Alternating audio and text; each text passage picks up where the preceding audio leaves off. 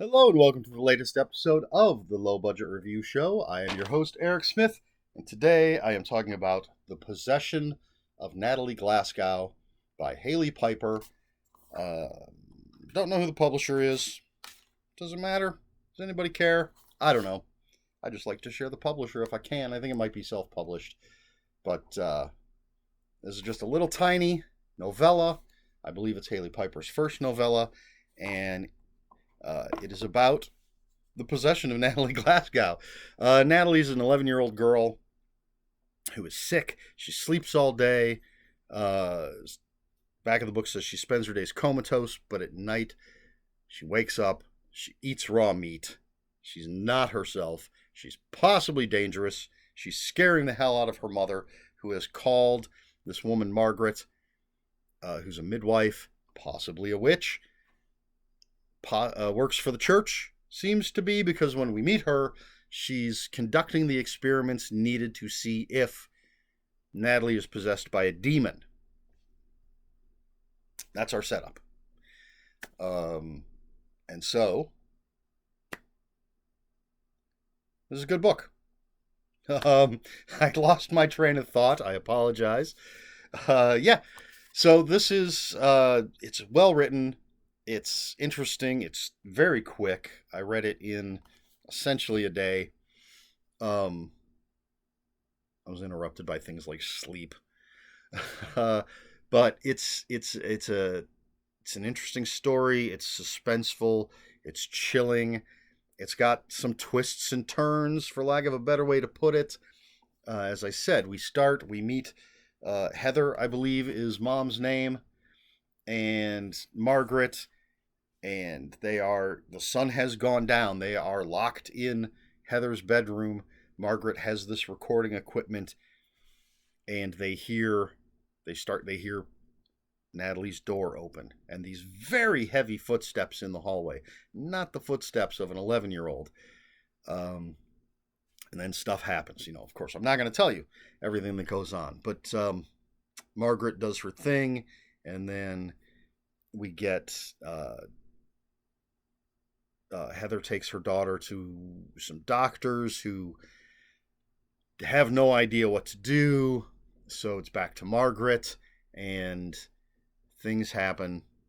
But they're I don't know.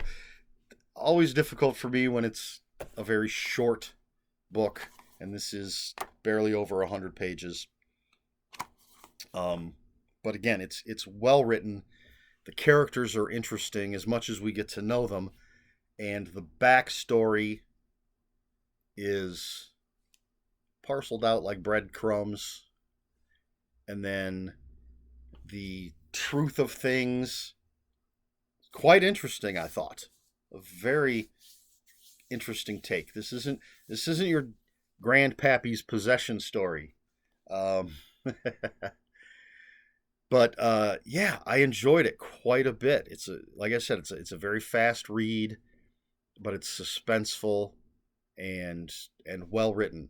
I don't know how much writing Hailey Piper had done before this. As I said, I believe it's her first novella, but she may have had many short stories published before this. It's polished. It's not although this may be a new edition. Sometimes a writer will take some of their older work and polish it up and re-release it. I don't know if that's the case at all. It feels like the writing of I was going to say veteran, but that might imply like decades. It feels like the writing of an accomplished writer. It is well written. That's what I'm trying to say. And it's worth your time. I gave it 4 out of 5 on Goodreads. I really liked it. But I am a fan of Hailey Piper. I've liked the other stuff of hers that I've read. There's a couple other books she has out that I don't have yet, but I'm definitely going to be picking them up and reading them, especially based on, things like this. Things like Queen of Teeth, which was great. And I got reviews for that, and Benny Rose the Cannibal King. I'll link to at least one of those at the end of this video. yeah, I'm not sure what else to say because I don't want to give anything at all away. There, as I said, there are twists and turns to what happens, and so it's difficult to talk about anything because it moves so quickly and those twists and turns happen so quickly. They just keep coming at you.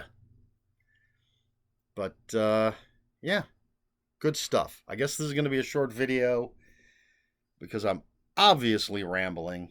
Excuse me, I'm getting a little dry. See, I'm gonna milk this video for a little more time while I drink a little Mountain Dew. Oh, I love this stuff. I know some people hate it. I don't know why. I find it so delicious. All right. Anyway, that's The Possession of Natalie Glasgow by Hailey Piper. Really good possession book. Nice take on the subgenre of horror. I recommend it. Absolutely. So, all right. I have a question for this video. Do you like possession horror? And if so, what is your favorite? Be it book or movie. For me, it is a subgenre that I enjoy, as long as it's well written, of course. And here's a little something. Maybe we can get into a discussion in the comments. Somebody, some time ago, posted on social media. I don't remember if it was right on Twitter or that's where I saw it, but they said they don't believe that somebody who isn't religious can be scared by religious horror. Something like that. I'm paraphrasing. Which I find to be absolutely ridiculous, because the inverse of that would mean that you have to believe in vampires or werewolves or ghosts or zombies to be scared by horror that has vampires or werewolves or ghosts or zombies. I am not a religious person. I am an atheist, but I love religious horror. Again, as always, well written. So, yeah, I like a good possession story. And there are some pretty good ones to choose from. Come Closer by Sarah Gran. Obviously, The Exorcist is a great movie. I have not read the book. I do want to, but I have not read it.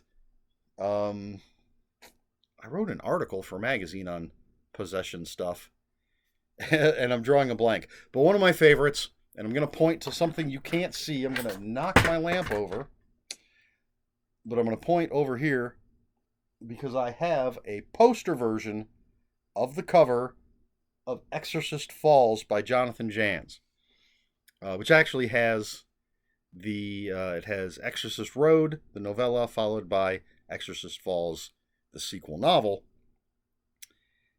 Excellent. Exorcist Road feels like a straightforward possession type of story with some twists, and then Exorcist Falls just goes off the rails. It's fantastic. So that's one of my favorite possession stories. This is pretty damn good too. I'd put it up there with the others that I mentioned. So what do you think? Do you like that kind of stuff? Do you think you have to believe in something to find fiction about it to be scary? I think that's a ridiculous idea. Because again, I don't believe in anything. Not that I'm terrified when I'm reading a book, but I can sort of immerse myself in it, give myself the chills, or let the author give me chills. But I'm not like, I don't have nightmares after reading a book, or, find that I can't go to sleep. But yeah, I don't think you have to believe in it just to be entertained by it or find it frightening. But what do you think? Do you like possession horror? What's your favorite? let me know in the comments below. And if you have any comments, questions, or corrections, please put them in the comments below. Comments are open for spoilers. Just post spoiler warning. We try to be polite here at the Low Budget Review Show. Please like, share, and subscribe. If you'd care to follow me on other social media, my Twitter is @Ronin5757. My Instagram, where I post pictures of books, comic books, board games, and fuzzy animals, is Eric Smith 5757. That's Eric with a K, ERIKSMITH 5757. That's it. This has been the Low Budget Review Show. I have been Eric Smith, and until next time, read more books.